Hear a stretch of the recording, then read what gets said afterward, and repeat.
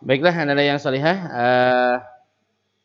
kita masuk kepada materi tentang hari ini yaitu puasa sunnah, ya, puasa sunnah. Namun sedikit Ustaz mereview dulu sebelum kita ke puasa sunnah. Ada kemarin yang sudah kita bahas adalah tentang, ya, ada mau akan dipresentasikan ke Ustaz. Ustaz mau nanya dulu ya. Nanti kalau udah bisa baru ditanyakan. Oke. Ustaz pengen bertanya salah satu dari mereview yang kemarin, ya. Coba Ustaz tunjuk di sini satu aja.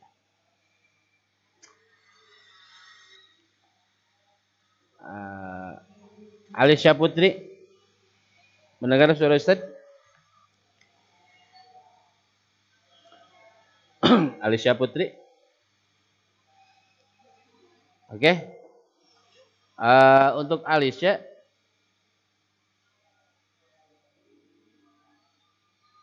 hal-hal yang dapat membatalkan puasa itu apa saja?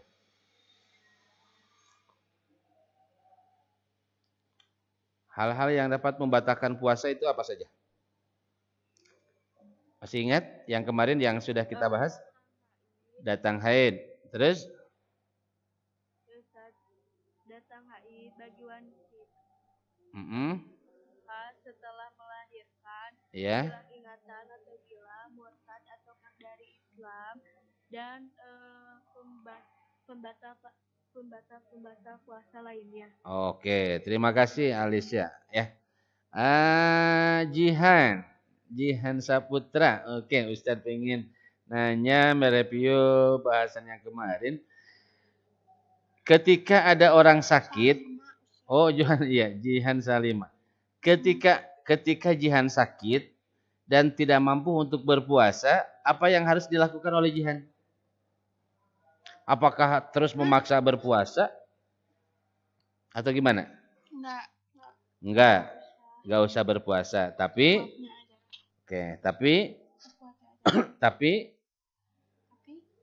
ya, harus diganti gak di hari yang lain?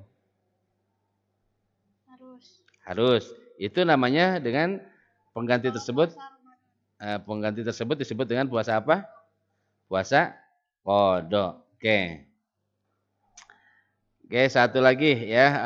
Coba Ustaz minta kepada Kaila, bisa dengar suara Ustaz?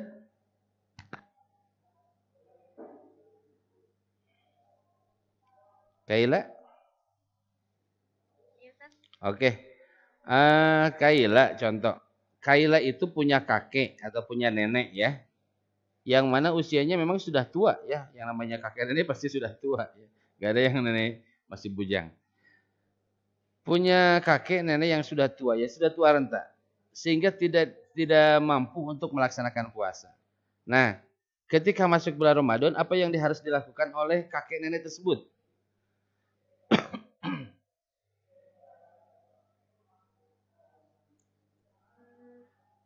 Apakah harus ikut berpuasa? Atau memang ada kewajiban lain selain daripada berpuasa?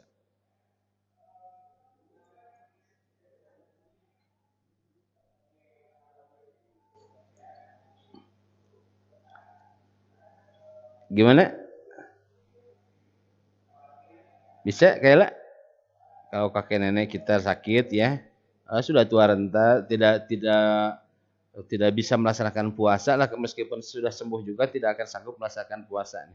Nah, ketika bulan Ramadan, apa yang harus mereka lakukan? Apakah harus ikut berpuasa, memaksakan diri, atau memang ada kewajiban lain?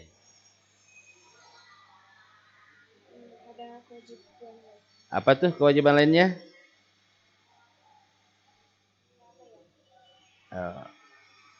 Ada yang tahu kewajiban lain untuk kakek nenek tersebut apa?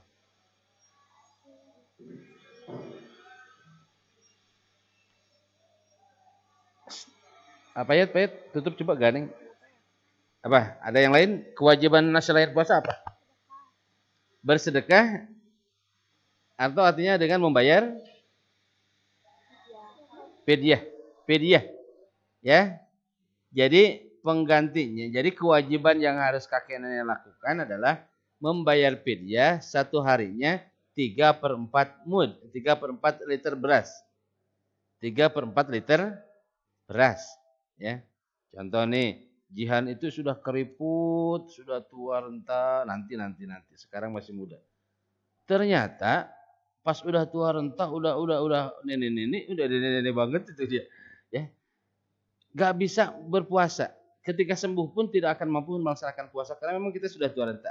Nah, kewajiban ketika masuk bulan Ramadan, maka kewajiban dia bukan berpuasa, tapi membayar fidyah atau bersedekah sebanyak perharinya 3/4 liter beras. Satu hari 3/4 liter beras. Jadi pas tanggal 1 Ramadan, silahkan kasihkan 3/4 liter beras ke fakir miskin. Tanggal 2 sama, tanggal 3 sama, sampai dengan hari terakhir di bulan Ramadan. Ya, itu membayar fidyah. Apakah harus qada? Tidak usah, karena kewajiban dia hanya membayar fidyah. Ya, hanya membayar fidyah. Tidak mampu untuk kakek neneknya, silahkan dibayarkan oleh ahli warisnya, oleh anaknya, oleh cucunya, ataupun yang dekat, kerabat-kerabat yang dekat dengannya. Itu bisa paham ya? Sampai sana? Oke, Ustaz langsung masuk ke materi selanjutnya.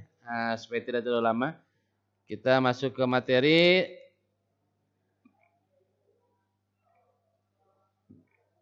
puasa sunnah. Nah ini, oke, bisa dilihat materinya ya.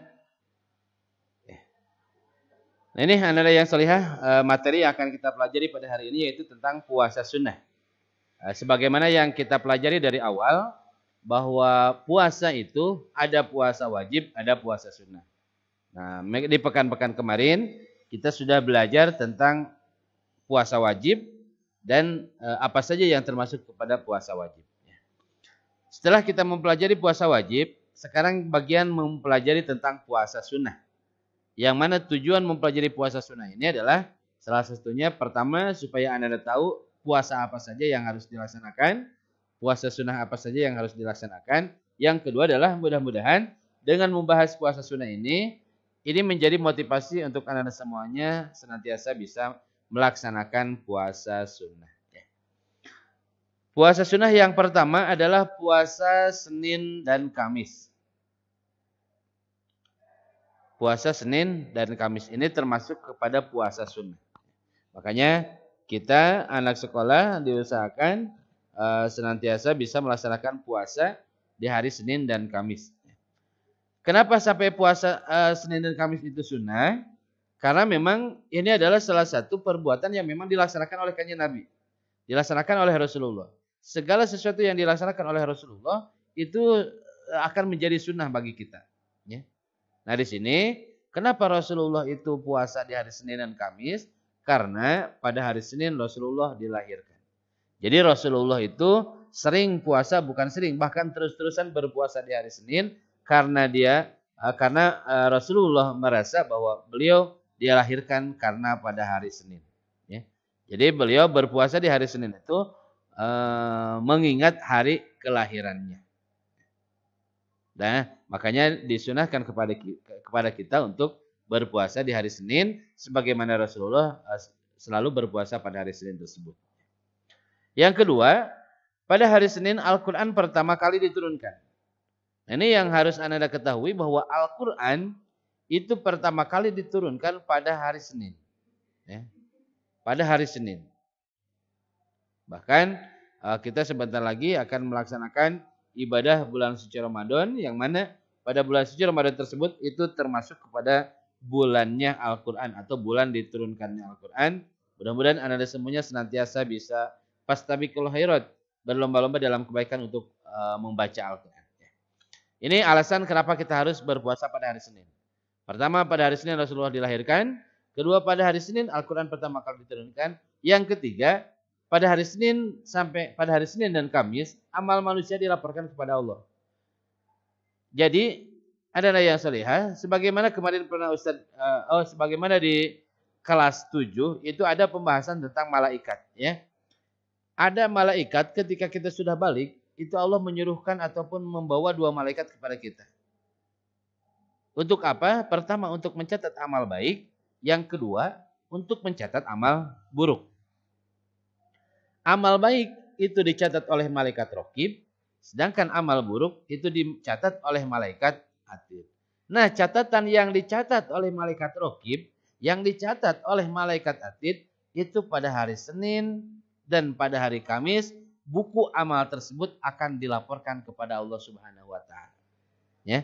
Makanya Rasulullah senantiasa berpuasa pada hari Senin dan Kamis dengan tujuan bahwa ketika buku amalnya diserahkan kepada Allah, dianya sedang berpuasa atau nabinya sedang berpuasa. Nah, kita juga mungkin ingin seperti itu ya. Ketika buku kita, amal kita dilestarkan kepada Allah itu, kitanya sedang dalam berpuasa. Nah, inilah alasan-alasan kita melaksanakan puasa Senin dan Kamis. Terus yang keempat, alasan bahwa kita melaksanakan puasa Senin dan Kamis ini adalah Rasulullah menyukai amalan berpuasa saat amalnya dilaporkan kepada Allah. Nah, ini Rasulullah menyukai amalan berpuasa saat amalnya dilaporkan kepada Allah Subhanahu wa taala. Seperti tadi bahwa amal kita akan dilaporkan kepada Allah Subhanahu wa taala melalui malaikat raqib dan atid itu pada hari Senin dan Kamis ya. Sehingga pada hari Senin dan Kamis ini Rasulullah senantiasa melaksanakan puasa. Mudah-mudahan kita juga anak yang salihah bisa melaksanakan puasa di hari Senin dan Kamis ini, yang mana tujuannya adalah seperti ini. Pertama, kita pada hari Senin Rasulullah dilahirkan, pada hari Senin Al-Quran pertama kali diturunkan, pada hari Senin amal manusia dilaporkan kepada Allah, dan yang keempat Rasulullah menyukai amalan berpuasa saat amalnya dilaporkan kepada Allah Subhanahu wa taala. Oke, lanjut. Yang kedua, puasa sunnah itu selain daripada puasa Senin dan Kamis, ada puasa yang memang sering dilaksanakan oleh Rasulullah.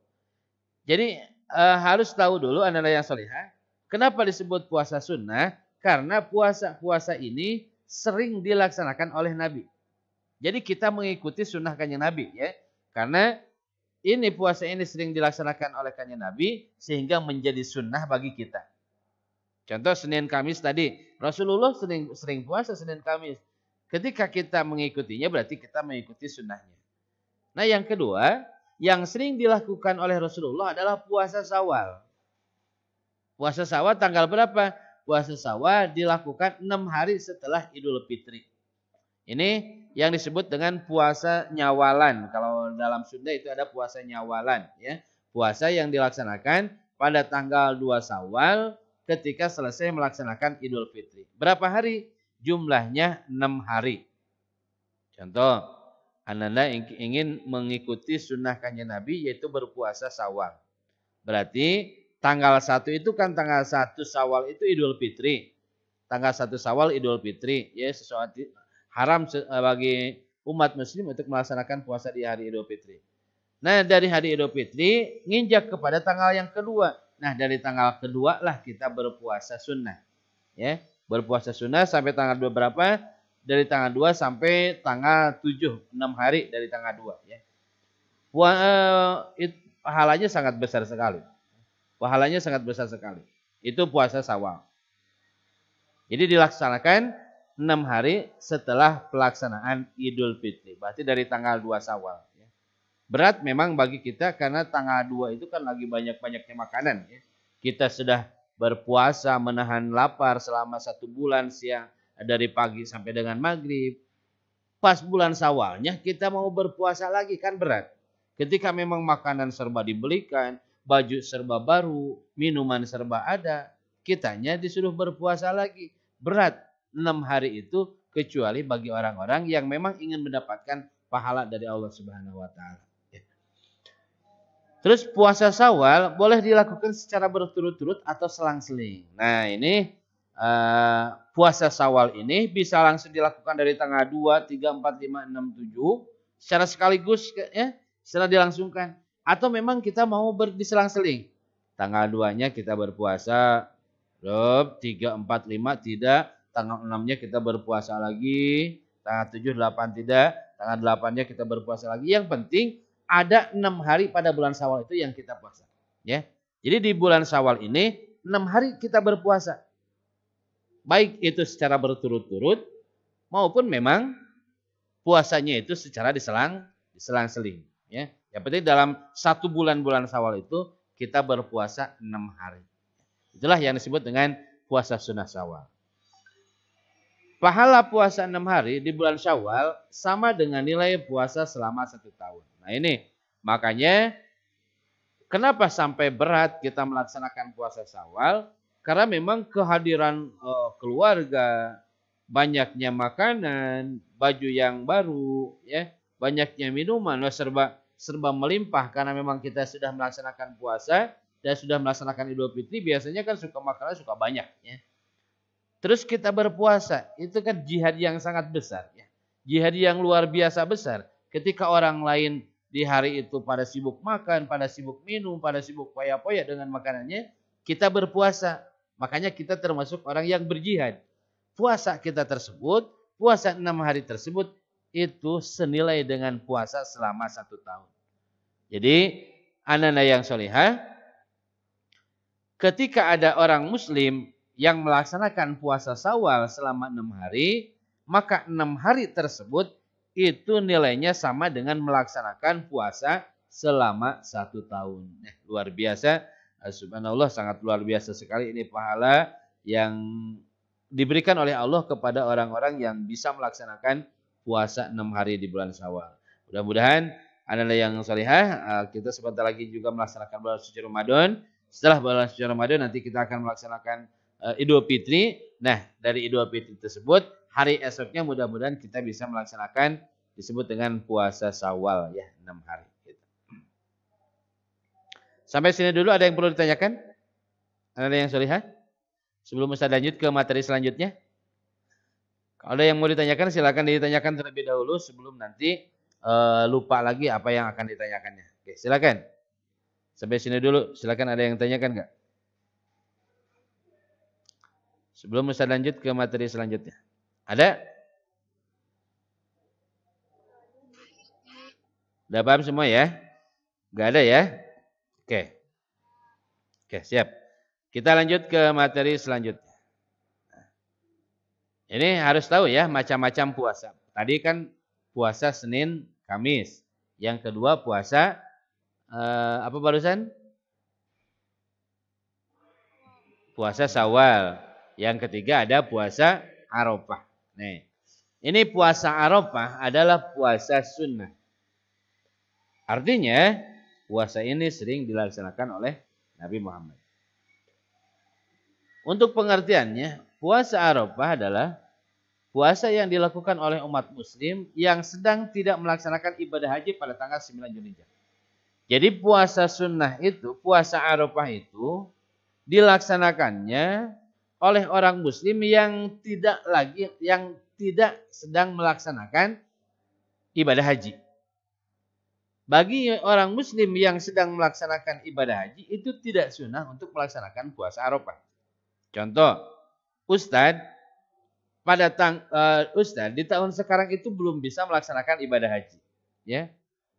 Nah, pada tanggal 9 Zulhijjah, karena Ustadz tidak berangkat ibadah haji, Ustadz sunat untuk melaksanakan puasa Arafah. Sedangkan teman Ustadz yang sudah bisa berangkat haji pada waktu itu, ketika tanggal 9-nya tidak sunnah untuk melaksanakan puasa Arafah. Ya. Jadi puasa Arafah itu disunahkan kepada orang yang sedang tidak melaksanakan ibadah haji. Seperti orang-orang yang ada di Indonesia, orang-orang yang ada di Malaysia. Ya. Ketika mereka merasa orang muslim, pada tanggal 9 Zulhijjah, maka mereka sunat untuk melaksanakan puasa Arafah. Sedangkan orang yang sedang melaksanakan ibadah haji, itu tidak disunatkan untuk melaksanakan puasa Arafah. Nah, di sini ada bagi yang sedang menunaikan ibadah haji tidak disunahkan puasa Arafah. Jadi puasa Arafah itu hanya bagi orang-orang yang sedang tidak melaksanakan tidak melaksanakan ibadah haji. Pada tanggal 9 Zulhijjah ketika memang orang-orang yang ibadah haji lagi wukuf di Arafah, Nah, dalam riwayat hadis lain disebutkan kesunahan puasa 9 hari di bulan Zulhijjah. Ya. Nih ya. Itu puasa sunnah yaitu puasa 9 Zulhijjah. Berarti dilaksanakannya pada bulan Zulhijjah sebelum pelaksanaan Idul Adha. Ya. Soalnya tanggal 10-nya kan kita sudah Idul Adha. Berarti tanggal 8, tanggal 9 itu sunnah kita melaksanakan puasa sunnah. Tanggal 10-nya kita sudah masuk Idul Adha. Kalau Idul Adha, Idul Fitri itu haram melaksanakan puasa. Ya. Terus ada puasa Asyura. Apa sih puasa Asyura? Nah, ini suka ada. Puasa Asyura adalah puasa yang dilakukan di tanggal 10 bulan Muharram. Di tanggal 10 bulan Muharram. Jadi anak-anak yang salihah, sunat bagi kita sebagai umat muslim di tanggal 10 bulan Muharram itu sunat melaksanakan puasa Asyura. Ya. Bahkan di sana kan banyak sekali sunnah-sunnah yang harus dilaksanakan ketika pada malam pada hari 10 bulan Muharram ini. Salah satunya adalah memperbanyak bersedekah kepada fakir miskin, ya. Terus yang lainnya. Itu salah satu amalan-amalan sunnah yang harus dilaksanakan di puasa di bulan Muharram, 10 bulan Muharram. Ya mudah-mudahan nanti ketika ketemu dengan 10 bulan Muharram, anak-anak semuanya bisa melaksanakan puasa Asyura. Pada malam 10 Muharram terdapat peristiwa besar dalam sejarah. Selamatnya Nabi Musa alaihissalam dari kejahatan Fir'aun. Nah ini salah satu yang menjadi tujuan kita melaksanakan puasa di bulan Muharram ini adalah kita memperingati ataupun bersyukur terhadap peristiwa besar yang terjadi dalam sejarah. Yang mana sejarah tersebut adalah selamatnya Nabi Musa dari kejaran Fir'aun. Kita tahu ketika Nabi Musa dikejar oleh Fir'aun sampai Nabi Musa bisa membelah lautan, ya, dan Fir'aun semuanya berserta dengan prajuritnya ikut masuk kepada lautan tersebut sampai meninggal, ya. Itu salah satu peristiwa besar yang terjadi dalam sejarah Muslim dan itu terjadi pada 10 Muharram. Makanya di 10 bulan Muharram ini kita disunahkan untuk melaksanakan puasa Asyura. Oke, lanjut ke puasa sunnah Ayyamul Bid. Nanti di akhir Ustaz akan sebelum ditutup Ustaz akan ngetes satu-satu ya dari puasa sunnah ini. Puasa Ayyamul Bid. Ayyamul Bid 3 hari setiap bulannya di tanggal 13, 14 dan 15 kalender Hijriah. Jadi anak-anak yang salihah, ada puasa yang memang harus kita laksanakan di tanggal 13, 14 dan 15. Puasa tersebut itu disebut dengan Ayyamul Bid.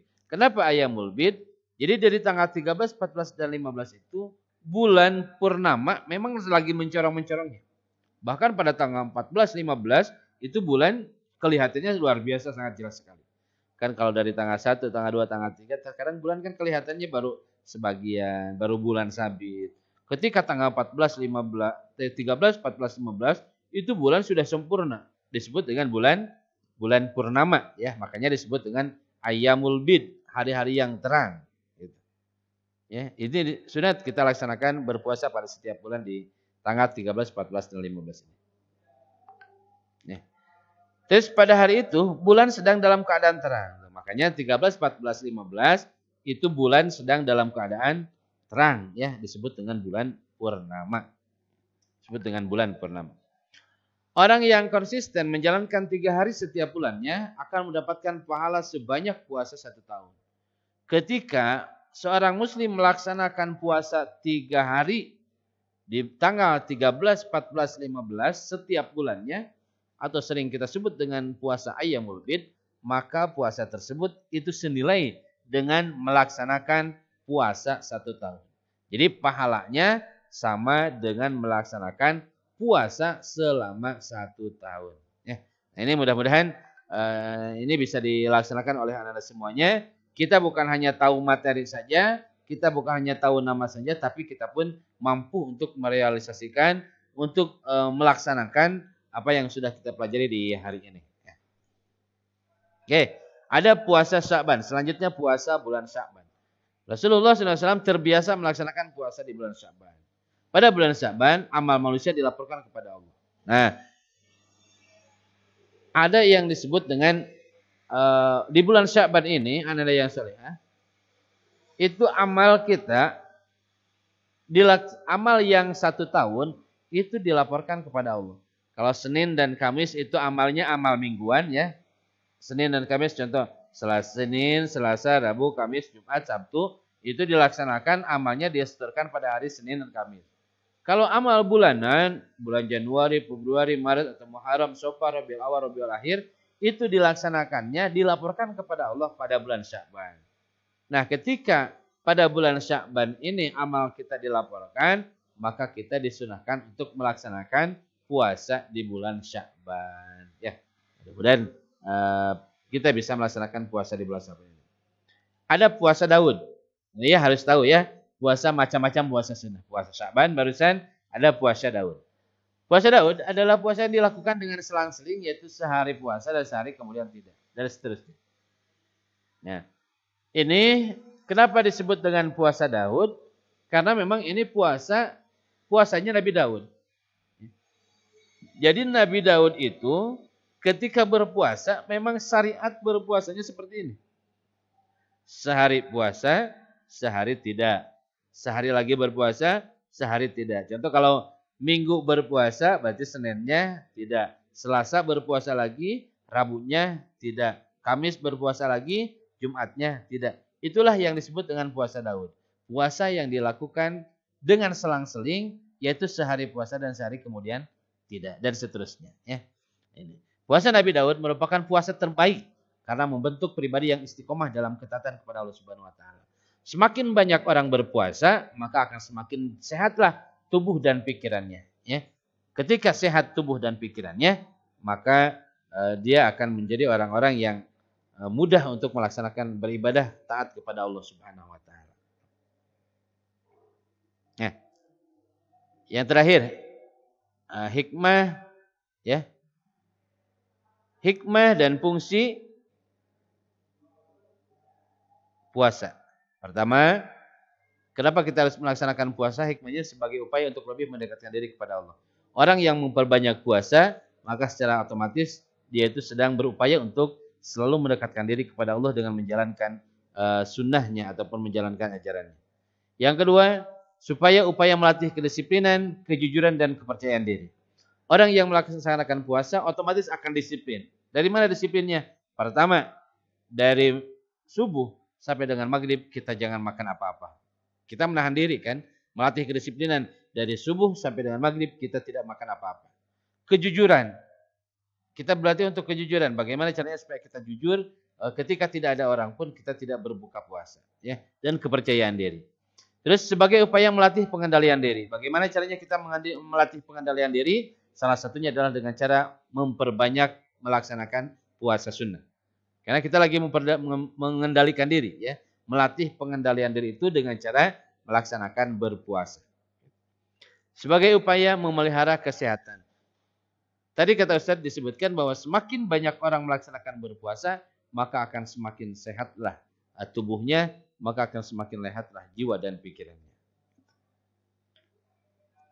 Yang selanjutnya sebagai ungkapan syukur kepada Allah yang telah memberikan segala nikmat kepada hambanya. Jadi kita berpuasa itu tujuannya adalah hikmahnya sebagai ungkapan syukur kita kepada Allah bahwa Allah telah memberikan nikmat kepada kita semua, memberikan umur yang panjang kepada kita semua, sehingga dengan berpuasalah salah satunya itu menjadi ciri bagi kita bersyukur kepada Allah Subhanahu Wa Taala. Terus sebagai upaya membiasakan diri memelihara amanah. Ya. Ini hikmah sebagai upaya membiasakan diri memelihara amanah. Sebagai upaya memupuk rasa kasih sayang terhadap fakir miskin. Kenapa kita harus berpuasa? Supaya kita bisa merasakan lapar sebagaimana laparnya orang yang fakir miskin. Itu ya tujuan, salah satu tujuan daripada kita puasa itu adalah bagaimana caranya supaya perut kita bisa merasakan seperti perutnya orang fakir miskin. Ketika lagi lapar, kita menahan dari subuh sampai dengan maghrib lumayan lapar ya, lapar. Nah orang fakir pun seperti itu. Orang fakir yang tidak berpuasa, yang bukan pada bulan Ramadan, itu cara menahan laparnya seperti itu. Bagaikan orang yang dari subuh sampai dengan maghrib itu tidak pernah menemukan makanan. Makanya kita sebagai umat muslim yang senantiasa dilatih untuk melaksanakan puasa, cobalah perbanyak sedekah kita kepada fakir miskin karena kita tahu bahwa kita pun pernah sama-sama lapar ya ketika bulan Ramadan, sama-sama kita lapar. Itulah yang kita rasakan, yang orang lain rasakan itu seperti kita dalam melaksanakan puasa Ramadan. Harus merasa bahwa kita ini pernah lapar, pernah merasakan rasa lapar supaya kita tahu kondisi daripada fakir miskin. Dengan menjalankan puasa Ramadan secara ikhlas akan diampuni dosa-dosanya. Man shoma Ramadana imanan wa ihtisaban, ghufira lahu ma taqaddama min dzambi.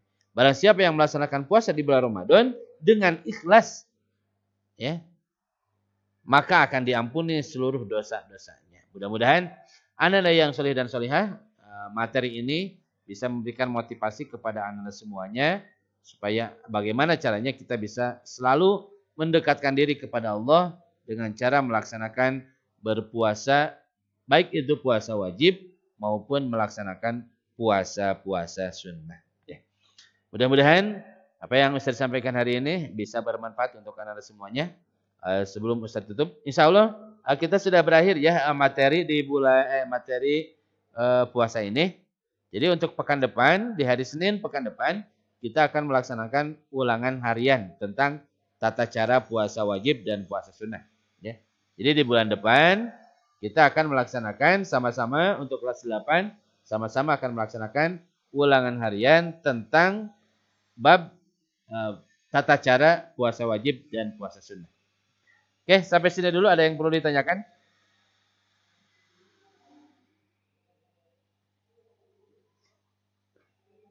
Ada yang perlu ditanyakan? Sudah cukup? Apa sudah dipahami semuanya? Atau memang sudah pada ingin istirahat? Dah, paham ya? Oke, terima kasih. Jazakumullah khairan katsira atas kehadiran Anda semuanya di mata pelajaran PAI ini. Mudah-mudahan bisa istiqomah dan senantiasa Allah memberikan ilmu yang bermanfaat untuk Anda semuanya.